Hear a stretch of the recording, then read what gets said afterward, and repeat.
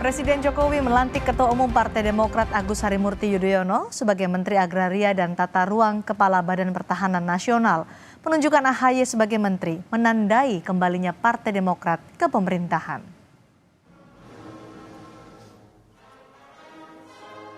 Presiden Joko Widodo kemarin melantik Ketua Umum Partai Demokrat Agus Harimurti Yudhoyono sebagai Menteri Agraria dan Tata Ruang Kepala Badan Pertanahan Nasional.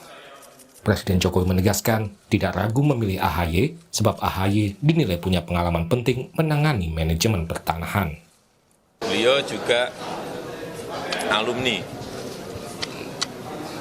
Akademi Militer Akmil, juga ada pendidikan di Nanyang University, di Harvard University, di Webster University.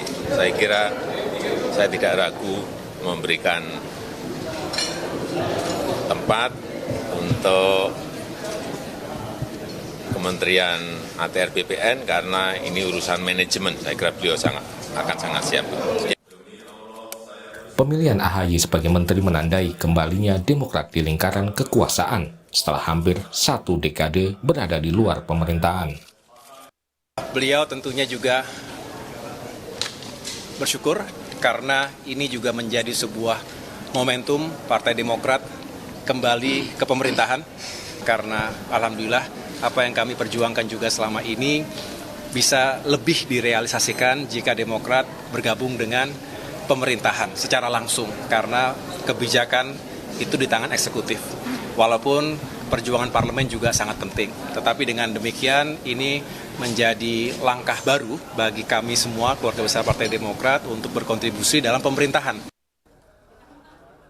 Sebelumnya selama 9 tahun terakhir, Partai Demokrat menjadi oposisi pemerintahan Presiden Jokowi. Saat masih berada di koalisi perubahan bersama Nasdem dan PKB, AHY dan Partai Demokrat sering mengkritik pemerintahan Presiden Jokowi. Pada Juni tahun lalu, Ketua Majelis Tinggi Partai Demokrat yang juga Presiden ke-6 RI, Susilo Bambang Yudhoyono, bahkan sempat mengkritik pernyataan Presiden Jokowi soal cawe-cawe di pemilu 2024. SBY mempertanyakan tindakan Jokowi tersebut dalam sebuah buku bersambul merah. SBY menulis cawe-cawe Jokowi sebagai tindakan yang bisa mengganggu dan berbahaya dalam rangkaian pemilu 2024, sehingga sebaiknya dihentikan. SBY juga menyebut tulisannya dimaksudkan agar Presiden tidak melakukan kesalahan yang serius. Di pemilu 2024, Demokrat kemudian bergabung dengan koalisi pengusung Prabowo Gibran. Tidak lama setelah pemungutan suara usai, Presiden Jokowi mengangkat AHY sebagai menteri. Pengamat politik menilai, masuknya Demokrat ke kabinet merupakan upaya Presiden Jokowi mengamankan pemerintahan baru mendatang. Dengan bergabungnya Partai Demokrat, Ketua Umum diberikan bonus 8 bulan sebagai Menteri ATR. Ini menunjukkan bahwa sebetulnya ini langkah awal untuk Pak Jokowi mencoba mengantarkan nantinya pemerintahan baru yang akan terbentuk gitu ya. Sebelum itu sudah didahului dengan katakan gitu menambah Demokrat yang tentunya diharapkan tidak hanya di kabinet tapi paralel dengan keberadaannya nanti di DPR. Setelah Demokrat masuk ke kabinet, saat ini praktis hanya tinggal PKS yang menjadi oposisi pemerintah. Tim Liputan, Kompas TV. Jangan lapor saya. Beliau komandan saya. Demokrat kini merapat ke Jokowi usai AHY mendapat jatah menteri. Kita ulas kembalinya Partai Demokrat ke pemerintahan bersama Wasekjen Partai Demokrat Irwan Veko dan pakar politik yang juga Direktur Eksekutif Indo Strategik Ahmad Khairul Umam. Selamat petang, Pak Irwan, Mas Umam. Baik, Pak Irwan, kita masih belum tahu nih apa yang kemudian menjadi keputusan Partai Demokrat dari oposisi kini masuk pemerintahan. Yang dipertanyakan adalah dulu kan sekarang kritik, tapi ketika ditawari menteri langsung dalam tanda kutip takluk ke Jokowi. Apa sebenarnya pertimbangan itu? Ya, pertama-tama saya ucapin selamat dulu nih buat ketum saya Mas AHY. Sudah dilantik sebagai Menteri ATR BPN. Jadi ini bukan bicara takluk Mbak Cindy, tapi Mm-mm. ini bicara mengenai jiwa patriot ya dari sosok Mas AHY Ya. pada saat negara memanggil tugas, presiden meminta, tentu ini adalah panggilan mulia ya, apalagi ini Oke. urusan pertanahan, urusan tata ruang yang sangat-sangat strategis bagi rakyat, bagi pemerintahan di pusat maupun di pemerintahan daerah. Sehingga saya pikir dengan 3 bulan juga kebersamaan dengan kawan-kawan partai koalisi di Indonesia Maju, saya pikir nggak ada alasan lain lagi, apalagi baper-baperan gitu ya. Ini sekarang bagaimana kita kemudian yang tadinya memberikan kontribusi kritik yang yang positif di DPR, di parlemen. Nah sekarang kita punya kontribusi lebih nih kalau di pemerintahan. Saya pikir terkait bahasa takluk atau apa itu enggak lah. Ya, ini panggilan negara bagi seorang Mas AHY, dan Mas AHY sangat pantas dan untuk memimpin Kementerian ATR dan BPN ini. Beliau punya leadership yang kuat, punya manajerial yang bernas. Tentu masalah-masalah tata ruang, masalah-masalah pertanahan, insya Allah akan bisa dituntaskan dalam waktu 8 bulan ke depan. Orang kan pasti bertanya-tanya karena sebelumnya sekarang juga lama diperbincangkan ketika Ketua Majelis Tinggi Partai Demokrat Susilo Bambang Yudhoyono pernah menulis buku soal cawe-cawe Jokowi. Nah, saya baca buku itu sampai habis, Mbak Sin. Jadi kalau kebiasaan kita ini ya, masyarakat kita ini kan melihat hanya covernya aja, judulnya saja. Kalau dibaca isinya itu adalah pesan yang sangat bagus dari seorang negarawan ya, mantan presiden Pak SBY, agar Pak Jokowi benar-benar netral ya.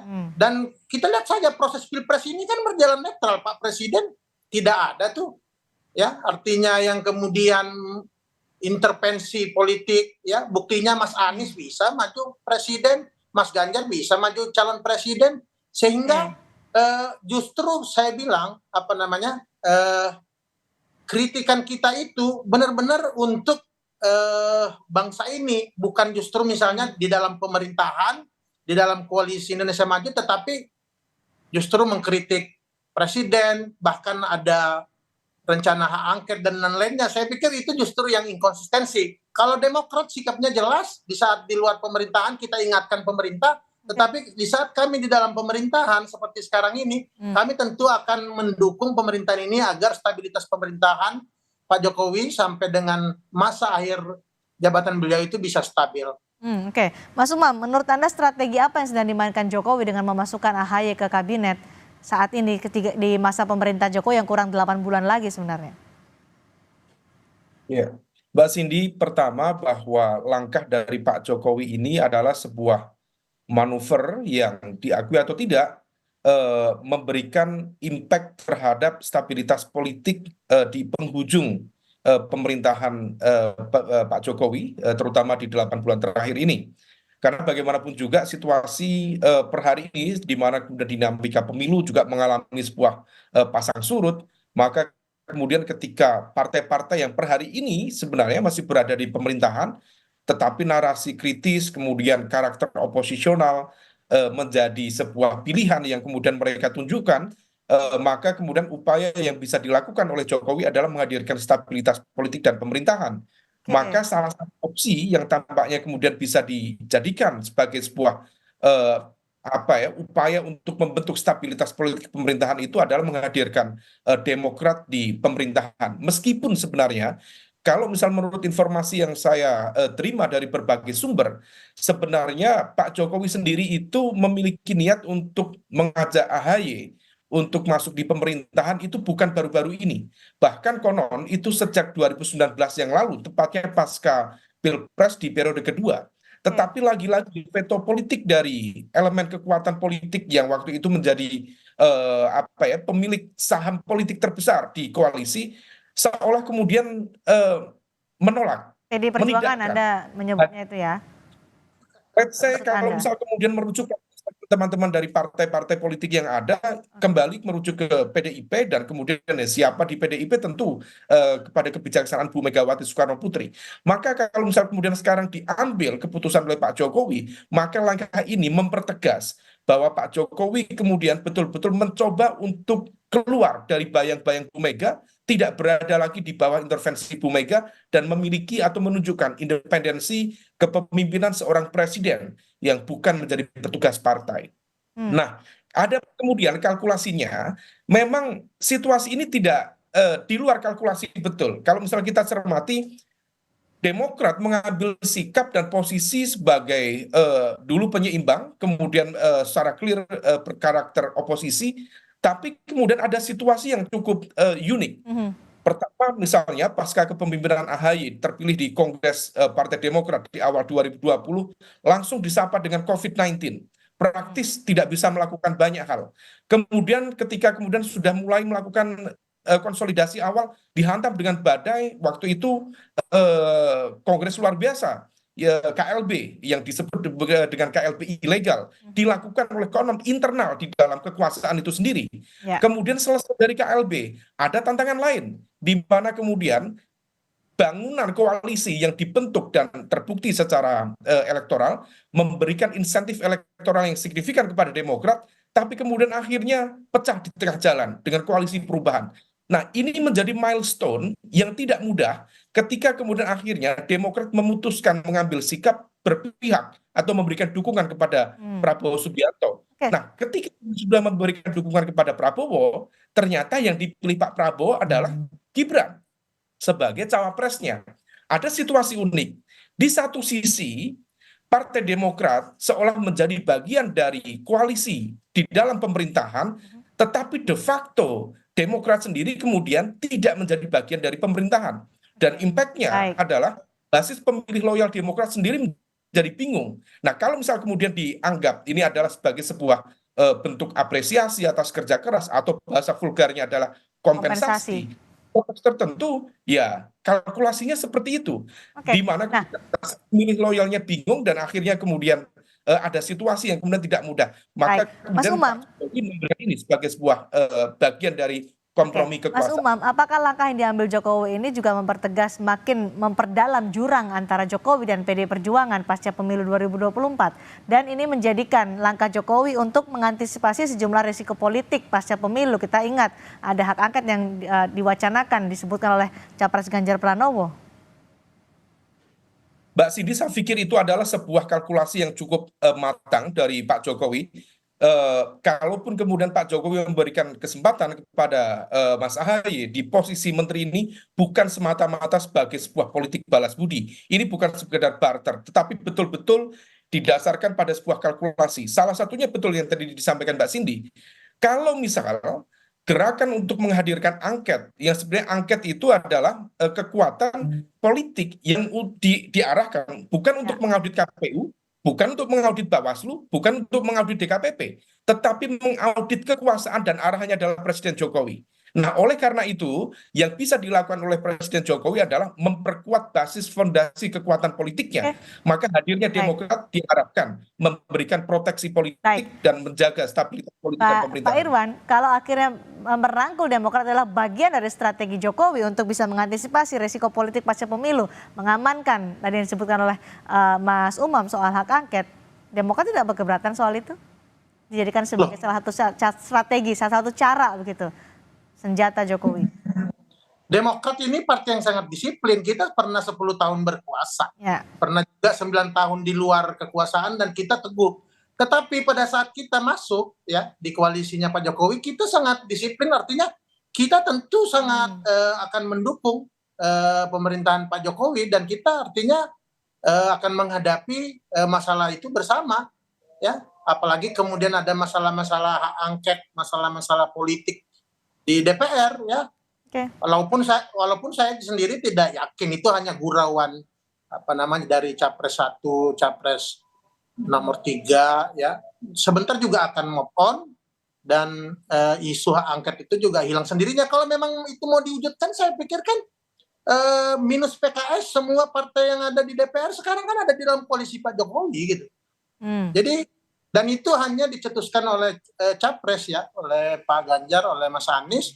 Saya pikir pasca Pilpres hubungan antara capres dengan partai koalisi juga udah nggak sesolid waktu pendaftaran kemudian masa-masa kampanye ya.